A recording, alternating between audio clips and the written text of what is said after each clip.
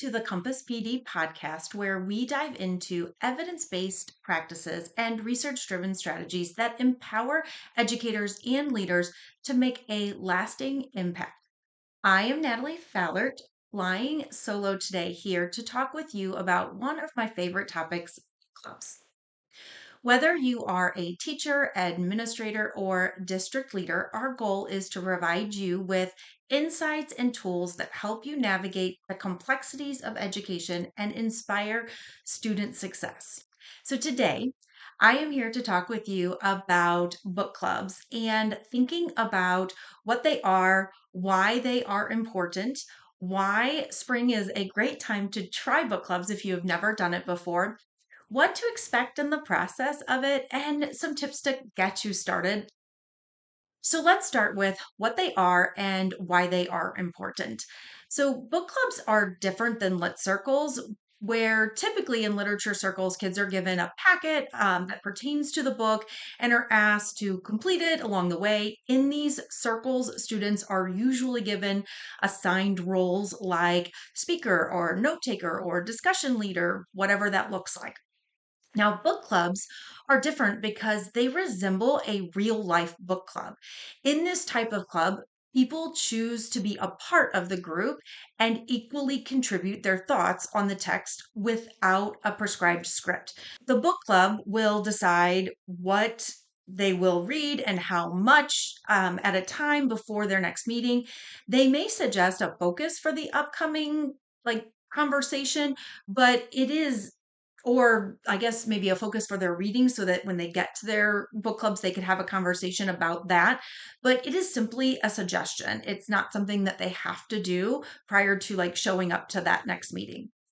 And we think about why book clubs, why should we offer these versus something else? And this offers choice and it gives students autonomy in their learning. It opens students up to diverse perspectives and interpretations because the way I would read a text versus the way someone else reads a text, or the things that I notice or pay attention to, are going to be different than other people. And so it allows you to see how other people are thinking. It builds a community of learners. Learning should be a social thing, and giving kids a book to talk about can open doors into discussion, responsibility, accountability, differing opinions, critical thinking, and supporting and connecting ideas. Because if a kid thinks differently about a book than maybe one of their club members, they're going to have to support that with text evidence, or outside of the text, what do they know about life that has altered or changed that interpretation or formed that interpretation. Now, I have recently read this book, and it is called The Anxious Generation by Jonathan, I think it's Haidt, Haidt, for those of you who are not watching and can't see this. And when he starts this book, I fell in love with it. So if you have not read this book, you need to read it. And when he started this, at the very beginning of the book, he talks about what it looks like, what the real world looks like. And he gives these kind of 4 points. And he says that in the real world, like when we have real world relationships, then they're embodied, meaning that we use our bodies to communicate and we are conscious about the bodies of others. So when you put kids in a book club, they have to look at each other and have conversations, and they're reading that body language. And we know that kids are not getting enough of this in today's world. They are also synchronous. So they're happening at the same time. And you have to learn how to wait your turn and interrupt and all those different things. So that is also important. You have to learn to think on your feet. We know that kids are struggling with this as an actual life skill. They involve primarily one to one or one to several communications.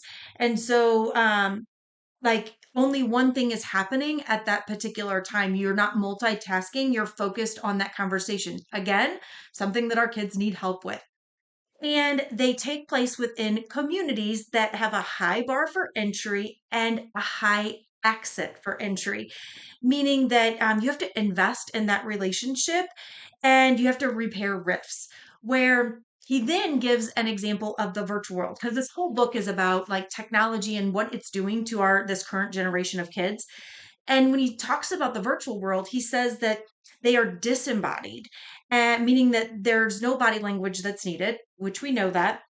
They are heavily asynchronous, so they're happening at different times. And so you don't have to think quickly on your feet in order to respond. They involve a substantial number of mini one-to-one communications. So they're like doing lots of different things at once. And they take place within a community that has a low bar for entry and exit. It's easy to give up and walk away or to just mute somebody on your phone. And we know that like in person, kids can't do that. And they're missing this skill because they're so focused on electronics. And I this is a great book, and I think it references this idea of book clubs and creating this community of learners. If you haven't read it, you need to jump in and grab this book. I now want to talk to you about like why you should start them now. And I'm just going to say like any you can start book clubs at any time. You can start them at the beginning of the year, in the middle of the year, it doesn't matter. But spring is a great time because it is the end of the year. Kids are rapidly losing focus, and this can be a way for you to spark engagement and send them off into summer with the hopes of them continuing to read. If you are in the midst of testing or you've just finished it, again, this is a great way to keep the learning going that is student driven and engaging for the teacher. The pressure of preparing for the test or making sure you've covered all your content, it's gone. So you have more freedom to let go of that rigid expectation and try something new. It's a perfect time to ditch the packets and just let them read and talk about books in a community. You could approach this as a way for kids to recommend books for your next year's class. Like, oh, these are keep or ditch books. Like, which one should we, which ones should I make my kids read next year? Which ones should I not? It could be a way for them to recommend books for the summer so that they've read this book and then they could say, this is what our group thought about this book. You should read it this summer. This would definitely help with like that summer slide. You could consider doing books on like the first book of a series so that when they leave your class at the end of the school year, they're heading off into the summer wanting to read that second book. Again, that perpetual summer slide, let's kind of help fix this or at least give them a yearning to possibly fix it. You could use this as a way to try new titles and to get kids feedback on which ones should be must reads or which ones should you offer for next year's book clubs. Now, here's the other thing about book clubs and why it might be good to start in the spring, and that is they're messy. If you have never done this before, it is messy. And the only predictable thing about it is that it's messy. By now, you know your kids, you have classroom routines and expectations, so the chaos can be somewhat controlled. But doing it at the end of the year is as a test run for you can also be a way to ask kids for feedback on the process. Then it could be something that you actually start sooner next year or at the beginning of the year and do them more often if you wanted. I would suggest if you've never done this to be honest with your kids and tell them that you're trying this out and you need their support and their input in this process so that you can make changes and adjustments moving forward. Kids always love to like help you out with something, believe it or not. So being able to say like I've never done this before, I want to try it, let me know what you think.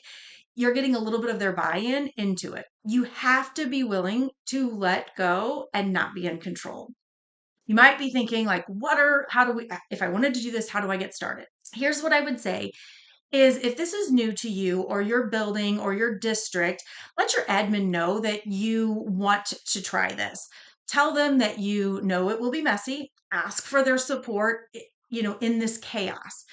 They also need to be aware of the books that you're choosing to offer if they're outside of the normal class reads. I would highly suggest choosing some easier reads, some lighthearted, nothing too heavy. You know, don't add more stress in this whole process. Either choose already selected books that you have in your district or ones that you know aren't going to cause any issues or problems. But again, letting your admin know that you're wanting to try this and it's going to be a little different is the first step. The next thing to think about is that you need books, obviously. If you don't have any good, new, cool books, just use what you have and give the kids choice. So if you have a set of books that have been, that you guys that might have dust on them, they're old, whatever, at least giving the kids choice to pick them and then read in that group. But so just try it with whatever books you can get your hands on. Also with that idea of books, you could be thinking about going to the library. A lot of times they have two copies of a book, or reaching out to another library, like an elementary library or a middle school or a high school library, and seeing if they have extra copies of that book. Ask the kids to provide their own books. Like, there's lots of ways you can get books. You also want to be thinking about limit yourself like 4 to 6 titles. Don't give them 18 different titles unless that's the only books you have available. That's fine. But sometimes just, keeping it simple is okay. Some choice is better than no choice. Not everyone is going to get their first choice, and that's okay, especially if you have limited numbers of books. Do a Google form or something and ask kids to choose their top three or whatever. They could get it, you might decide to let them do it in groups of friends. So these 4 kids are friends, they're going to read whatever book you give them. There's lots of ways you can try this and do it. Within the book clubs, actually, you want to keep your book clubs to 4. Don't no more than 4. Try to keep it at 4. It's just a good number. In that group of 4, you're going to want them to have partners. So I'm a partner with Sarah, and we are also partnered up with Julie and Jessica. And there are going to be days where Sarah and I just talk and we don't talk as a group of 4, and that's okay. So giving them that opportunity to have someone to bounce ideas off of, but then they can come together with their group of 4. And that's why we want to keep it at that 4 number. Depending on how you're running your book clubs and the time that you allow for kids to read in and out of class, you might want to keep this at like 4 weeks. I would not go over 4 weeks. As teachers, we see days kids way too much time to do anything, and they always wait until the last minute. So you want to make sure that you create this shorter time frame that creates a sense of urgency and keeping it at that 4 weeks. If they're reading, if you're giving them the opportunity to read every single day in class, it could actually probably be less time than that. It could be 2, 3 weeks. But I get a lot of questions about that, but it's possible, I promise. If you're only doing book clubs, consider a daily setup that might look like this. Take 10 to 15 minutes to teach them a skill or a strategy, and then send them off to read for the rest of the time. At the end of the hour, give them about 5 minutes that they could either talk with their partners or meet in their book clubs. And each day, you're going to teach them something new. In your mini lessons, it could be something like reading strategies, where if it's at the beginning of the book, you say, hey, all books have characters and those characters have traits. As you are starting your books, think about characters and their traits. When you get to your partners or clubs, you can discuss what each of you notice and your thoughts on those characters. And so now you've given them a purpose to read, and you could model that in a lesson for them, but you send them off to read and kind of look for those things. It could be that you're teaching them how to take notes.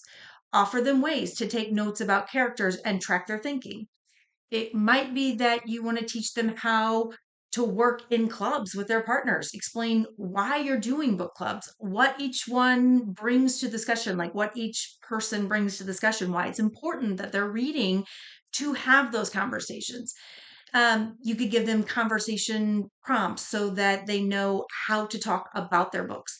But the key is that you're letting them control that conversation, and you're giving them the skills and strategies that they need in order to lead that work versus giving them specific questions to answer. So, common questions that I get when we're talking about book clubs is the first one is, what if they don't read? Well, my response is this: they weren't going to read it anyways. I have taught To Kill a Mockingbird over a 4-week time period, and the same kids don't read it. It's that simple. You can give them all the time in the world. If they're not going to read, they're not going to read. So it's no different than the all class read that you're giving them. If they're not going to read, they're not going to read. So let that go. You might ask yourself, or I get asked the question, how do you know if they're reading?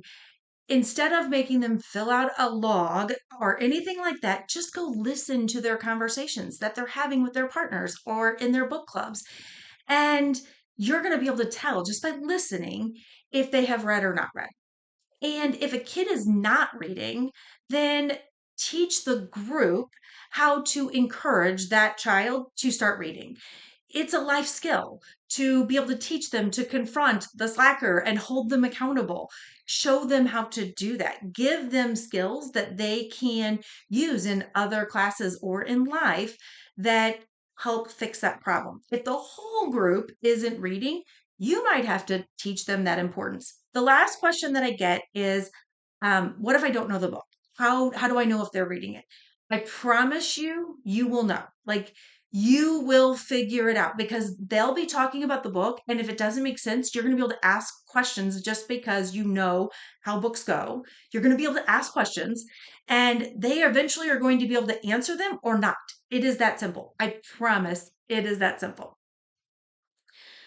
So, and in order to keep this kind of short, I want to kind of stop there and recap that, some key takeaways that I want you to walk away with today is that book clubs are messy, but they are so rewarding. I promise you will not be disappointed. It will be messy. If you go in thinking it's going to be perfect, you're going to be disappointed. It's going to be messy. Just go in and have fun with it. And go in with the idea that you want kids to fall in love with reading, and that's it. Like, no other expectations. Like, I want you to read and I want you to talk about books. That's it. Be willing to let go and give control over to your kids. It is okay. I promise you will not hurt them. They are going to be just fine. Give them the control and see where they go with it. And my last takeaway is just try it. Just go out into your classroom and try it. Please feel free to share your thoughts or experiences. I'd love to hear from you. And if you found today's episode valuable, consider sharing it with a colleague who might benefit from this message. If this is a topic that intrigues you and you want to learn more about it, please reach out to us or reach out to me. I will be offering some summer learning and a webinar over book clubs, specifically where we will dive into the nuances of planning and leading your book clubs in your classroom. Thank you for joining us on the Compass PD podcast. Remember, at Compass PD, we believe that every educator has the power to inspire change and transform student learning. Stay focused, stay inspired, and keep making a difference.